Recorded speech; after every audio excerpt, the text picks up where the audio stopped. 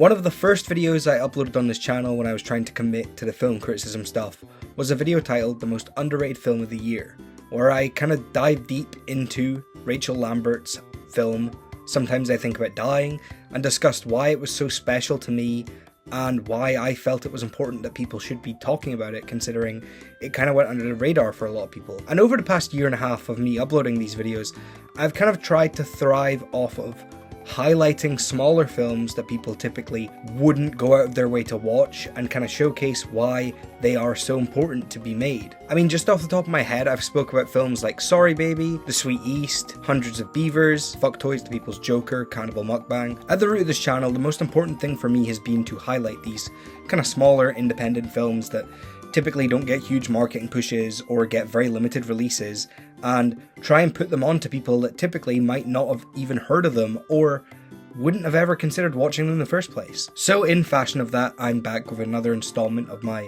underrated film series, and I'm going to talk about what I truly feel might be the most underrated film of 2025. Now, of course, I'm not saying this is like the best indie film of the year.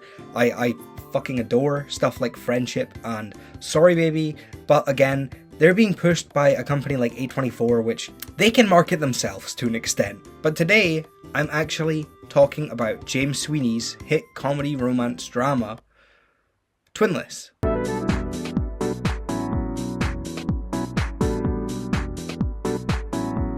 Now, Twinless premiered at the 2025 Sundance Film Festival and actually won the Audience Award. Now, the film follows Dennis, played by James Sweeney, and Roman, played by Dylan O'Brien, as they meet at a support group for people that have lost twins and try and rebuild their life and readjust to a normal lifestyle again without having their identical twin with them. However, as the story progresses and their friendship seems to grow stronger and stronger, we kind of start to see the cracks of the relationship, we see the foundation into it, and we start to kind of get a hint of reality about secrets that haven't been revealed to us through the past. Just off of hearing the premise for this back in January of this year, I was immediately hooked. I was pretty excited to see it. I didn't know when I was going to get the chance to see it, but I knew that this was maybe something very special. I've never seen any of James Sweeney's past work. I've seen some of Dylan O'Brien's stuff. I'm not a huge fan of the Maze Runner films, but part of me was kind of intrigued to see what he would do in quite a serious role, especially with the fact that he's playing dual performances that are complete polar opposites of one another. And this may come as not a shock to anyone, but he does a pretty fantastic job about this.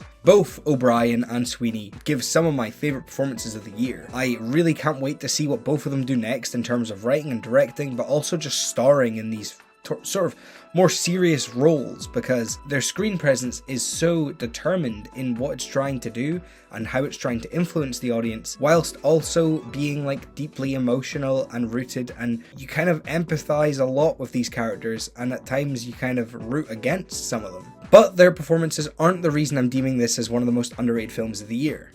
Well, I guess one of the main reasons I'm deeming it that is because I haven't seen like anyone talk about this, and I think they should be, because it's pretty fantastic. But I think that this film has such a distinct artistic vision from James Sweeney, and that is what roots it as being something so very... Fucking bike going by, man. James Sweeney seems to have such a distinct artistic intention with every piece of creativity behind the film, whether it's from the editing, the cinematography, or even the score at times, and some of the songs can be pretty great. Particularly two things that really stood out to me throughout the whole thing is the way the film looks and the way it's edited.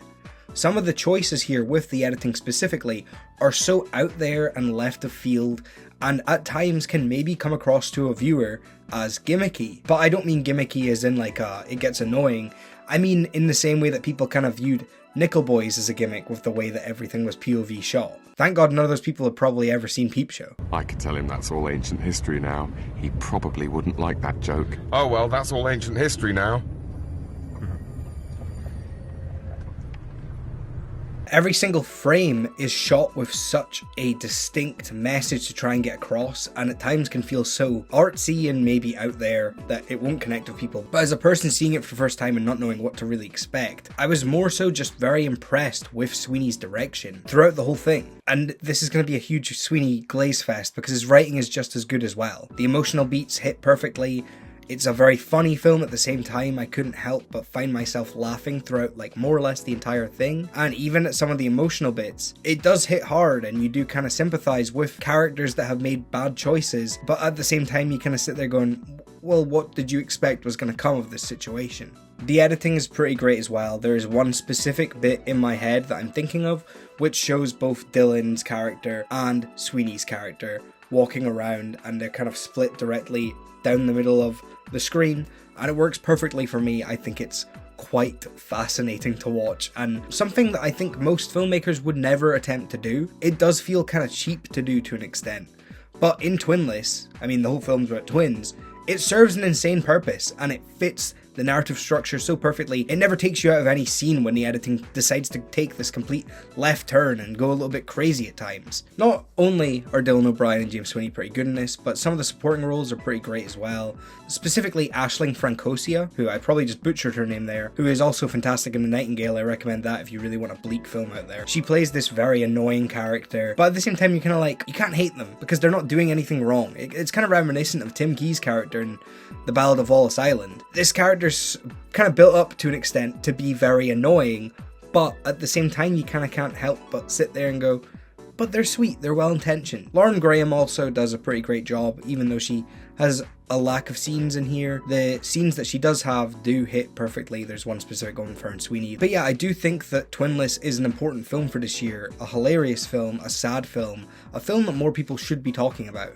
And I don't really understand why it slid under the radar. If this had released something like 10 years ago, I think it would have resonated with a lot of people a lot more. Not to say that the film is like too late to be made or anything like that. I just think that it's a weird lack of these types of strange, absurd comedies that we don't get anymore, that do feel missing in this beer to some extent. And when they're as well made as something like Twinless, yeah, they absolutely do deserve the conversation held around them and get big pushes from studios. Unlike some other stuff like, I don't know, Good Fortune. I haven't seen it, but I imagine it's like a pretty bog standard comedy probably. Maybe if I see it before I upload this, I'll have it on the screen saying I'm not going to see it actually. So yeah, I really do recommend checking Twinless out. It is maybe my favourite Dylan O'Brien performance he's ever given. Not to say I've really seen him in a lot of things, but I do think he is pretty fantastic in this, and I think James Sweeney is also a voice that will be very important in Hollywood over the years. I cannot fucking wait to see what he puts out next. And yeah, it's available to rent now. You can go and watch it at home, or maybe it's still in, it came out a month ago, there's no way it's still in cinema. But you should definitely give Twinless some of your attention, because I think it's a film that a lot of people would get quite a lot out of. Thank you as always for watching this video. I appreciate everyone that checks these little things out, and I also appreciate the people that actually go out of their way to watch these films that I recommend. I have a few really cool videos coming out very soon, so stay tuned for all of that. Subscribe, like, comment. If you've seen Twinless, let me know what you thought about it. If you've watched it because of this video, let me know what you thought about it. But yeah, I will see you in the next one. Thank you very much.